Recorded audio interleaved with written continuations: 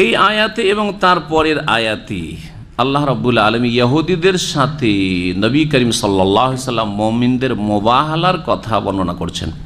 মুবাহালা কে বুঝে?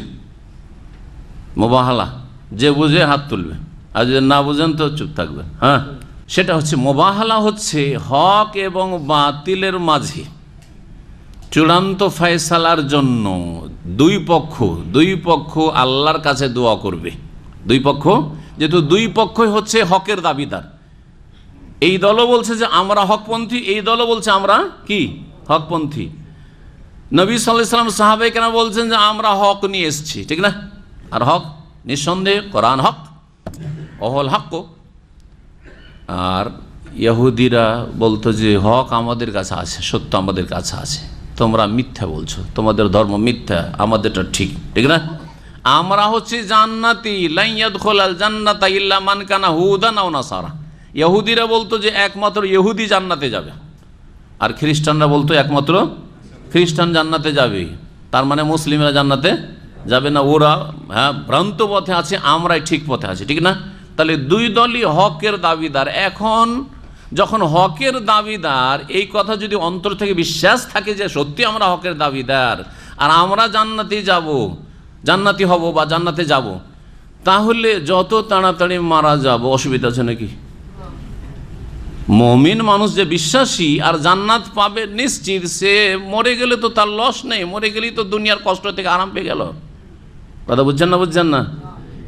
আমরা মরতে চাই না, কারণ আমরা দুনিয়া লোভী, সেই জন্য যত বেশি বাঁচি তত ভোগ করবো, অথচ টেনশনের শেষ নেই, আর বালা মুসিবতের শেষ নেই, আর ঝুঁকির শেষ নেই, আর কষ্টের শেষ নেই। সকাল 6টায় ডিউটি আর সন্ধ্যা 6টায় শেষ, আর 30 কিলোমিটার দূরে যেতে হবে, 2 ঘন্টা আগে বেরোতে হচ্ছে, আর 4 ঘন্টা আরও অ্যাড করো।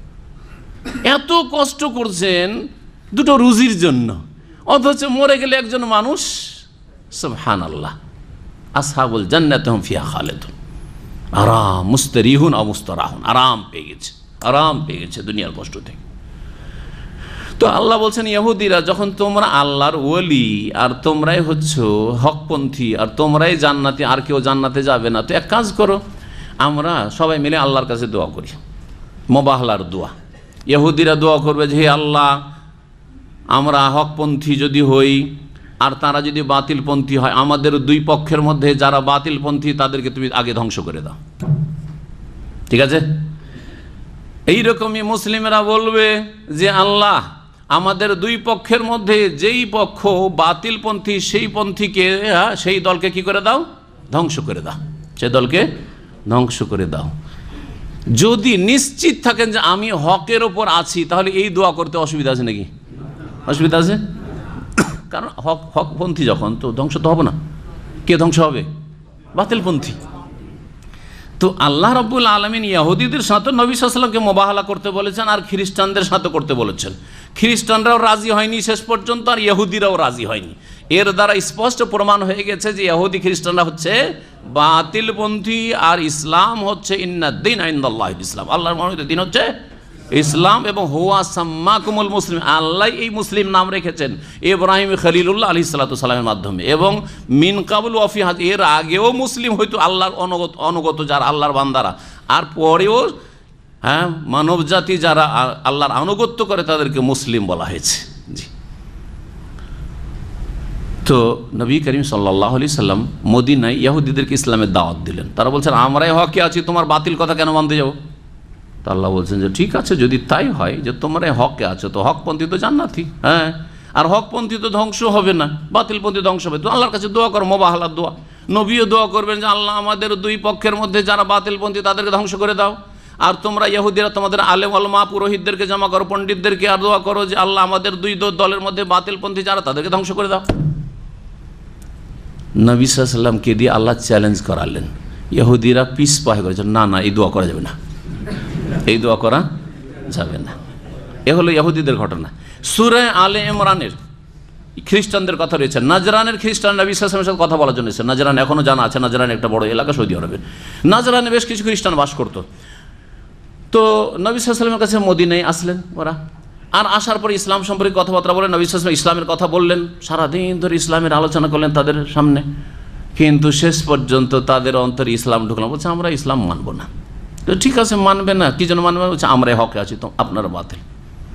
ঈসা আল্লাহর পুত্র, ইবনুল্লাহ, ঈসা আব্দুল্লাহ না। হ্যাঁ, ঈসা আল্লাহর পুত্র, ইবনুল্লাহ, আব্দুল্লাহ নয়। Son of god, slave of god নয়। জি হ্যাঁ, এই যখন ঠিক আছে, যদি তোমরাই হকপন্থী আমরাই বাতিলপন্থী, তো এক কাজ করো, আমরা আল্লাহর কাছে দোয়া করি আর তোমরা আল্লাহর কাছে দোয়া করো। আমি আমার মেয়ের আছে ফাতেমা, আলী, হাসান, হোসেনকে নবী করিম সাল্লাল্লাহু আলাইহি ওয়াসাল্লাম নিয়ে এসে রেডি হয়ে গেল। আমার পরিবারকে নিয়ে আমি দোয়া করছি মোবাহলার দোয়া, আর তোমরা একদিকে হওয়ার দোয়া করো।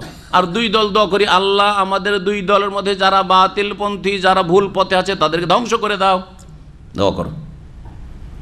জি, রাজি হয়নি তারা। জি, আয়াতগুলি এখন শোনাই, ইহুদিদের আয়াতটা শোনাই, আর তারপরে আলে ইমরানের আয়াতটাও আপনাদেরকে সময় থাকলে শুনিয়ে দেব। আল্লাহ বলছেন, কুল হে নবী বলো এই ইহুদিদেরকে, ইন কানাত লাকুমুদ দারুল আখিরাতু ইনদাল্লাহি খালিসাতাম মিন দুনিন নাস, যদি তোমাদের জন্য আল্লাহর নিকট পরকালের শান্তির ঘর এই জান্নাত তোমাদের জন্য বরাদ্দ হয়, খালিসাতান বরাদ্দ হয়, মিন দুনিন নাস অন্য অন্য মানুষ ছাড়া, মানে মুসলিমরা, নবীর উম্মত, মুহাম্মদ সাল্লাল্লাহু আলাইহি ওয়াসাল্লাম উম্মত, তারা কেউ জান্নাতে যাবে না, আমরাই শুধু ইহুদিরা জান্নাতে যাব। ফাতামান্নাউল মাউতা, তাহলে মৃত্যুর আকাঙ্ক্ষা করো, অর্থাৎ আল্লাহর কাছে দোয়া করো যে আল্লাহ আমাদের দুই দলের মধ্যে যারা ভুল পথে গুমরাহিতে আছে তাদেরকে কি করো, ধ্বংস করে দাও, মৌত চাও। ইন কুনতুম সাদিকিন, যদি তোমরা সত্যবাদী হও, কারণ তোমাদের মৌত আসবে না তোমরা হকপন্থী হলে। ফাতামান্নাউল মাউতা ইন কুনতুম সাদিক, এখানে মুবাহালাকে তামান্নাউল মৌত বা তামান্নাল মৌত, মৌতের আকাঙ্ক্ষা, মৌত চাওয়া বলে আখ্যায়িত করা হয়েছে। আল্লাহ বলছেন, ওয়ালাই ইয়াতামান্নাহু আবাদাম বিমা কাদ্দামাত আইদিহিম, কখনো এরা এই মৃত্যু কামনা করবে না। কেন? বিমা কাদ্দামাত আইদিহিম, তাদের পাপাচারের কারণে, কৃতকর্মের কারণে। তারা ভালো করে জানছে যে আমরা ভুল পথে আছি, মুহাম্মাদই ঠিক পথে আছে সাল্লাল্লাহু আলাইহি ওয়াসাল্লাম। বিমা কাদ্দামাত আইদিহিম, তারা কোরআনকে অস্বীকার করেছে, শেষ রাসূলকে অস্বীকার করেছে, অহংকার বশত, হিংসা বশত। জি, সুতরাং তারা ভালো করে জানে যে আমরা ভুল পথে, কখনো তারা এই মোবাহেলা করবে না। ওয়াল্লাহু আলিমুম বিজ্জালিমিন, আল্লাহ জালেমদের সম্পর্কে সম্যক জ্ঞানী। আর তারা মতের আকাঙ্ক্ষা কেমন করে করতে পারে? কারণ একটু যদি সন্দেহ থাকে, কি জানি যদি মরে যায়, কি জানি যদি মরে যায়, কারণ তো বাঁচতে চাই। হ্যাঁ, একটু যেন বাঁচাই সন্দেহ না থাকে, বাঁচাই সন্দেহ না থাকে। কারণ ইহুদিরা সারা বিশ্বের মধ্যে সবচাইতে বেশি লোভী এবং সবচাইতে বেশি তারা বাঁচতে চায়, সবচাইতে বেশি দুনিয়াদার তারা। আল্লাহ বলছেন, এমনকি মুশরিকদের চাইতো, যারা মুশরিক পত্তলিক, তাদের চাইতেও বেশি তারা দুনিয়াকে কামড়ে ধরে আছে। এই জন্য পৃথিবীর মধ্যে সবচাইতে বেশি পুঁজিপতি হচ্ছে এবং বড় বড় বিজনেস হচ্ছে সব ইহুদিদের হাতে। ওয়ালা তাজাদান্নাহুম আহরাসান নাসি আলা হায়া, অবশ্যই অবশ্যই হে নবী তুমি এই ইহুদিদেরকে পাবে আহরাসান নাসি আলা হায়াতিন, বেঁচে থাকার জন্য অত্যন্ত আগ্রহী বা লোভী। অমিনাল্লাযিন আশরাকু, এমনকি মুশরিকদের চাইতেও বেশি তাদেরকে বেঁচে থাকার জন্য অত্যন্ত লোভী পাবে। ইয়াওয়াদ্দু আহাদুহুম, ইহুদিদের প্রত্যেক ব্যক্তি চাই, লাউ ইউআম্মারু আলফা সানা, যে তারা যদি 1000 বছর বাঁচত, 1000 বছর যদি তারা বাঁচত, চায় যে 1000 বছর থাকি। 1000 বলে আল্লাহ অনেক বছরের কথা উদ্দেশ্য করেছেন, যদি 1000 বলেছেন। তারা মরতে চায় না 25-50 বছরে মত চলে আসুক, না 100 বছরও না, অনেক দিন যেন তারা বাঁচতে পারে, এইটাই তারা চায়। ওমা হুয়া বিমুজাহজিহি মিনাল আযাবি আন ইউআম্মার, তাদেরকে যদি দীর্ঘায়ু করা হয় তবুও তারা আল্লাহর শাস্তি আযাব থেকে দূরে নয় বা নিরাপদ নয়। আচ্ছা, ধরেই নিলাম যে 1000 বছর এক ইহুদি বাঁচল, তারপরে তো মরবে কি মরবে না? মরার পরে আল্লাহ বলছে, ওমা হুয়া বিমুজাহজিহি মিনাল আযাব, তারপরে কোথায় যাবে? তারপরে তো আযাব, কবরের আযাব, জাহান্নামের আযাব প্রতীক্ষায় আছে। আল্লাহ বসির বিমা ইয়ামালুন, যা কিছু তারা করে সে সম্পর্কে আল্লাহ সম্যক দ্রষ্টা, সব কিছু দেখেন। এই ছিল ইহুদিদের মুবাহালা।